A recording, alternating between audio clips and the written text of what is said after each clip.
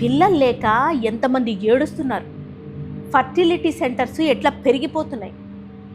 అట్లా లక్షలు కోట్లు ఖర్చు పెట్టుకొని పిల్లల్ని కన్నా వాళ్ళు కూడా ఆ పుట్టిన పిల్లల్ని బరువుగా భావించి చీటికి మాటికి చిట్టి దెబ్బలు పొట్టి దెబ్బలు వేసి గట్టిగా కొట్టి అరిచి విచక్షణారహితంగా ప్రవర్తించే తల్లిదండ్రులు అయితే అసలు చెప్పక్కర్లేదు.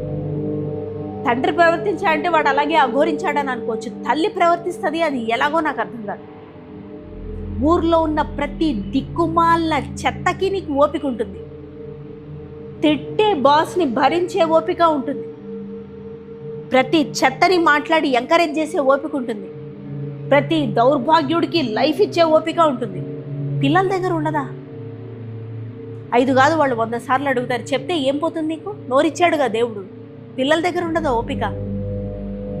మిగతా వాటినన్నింటి పక్కన పెట్టేసేయి. అత్తమామేదో అన్నాడు, మొగుడేదో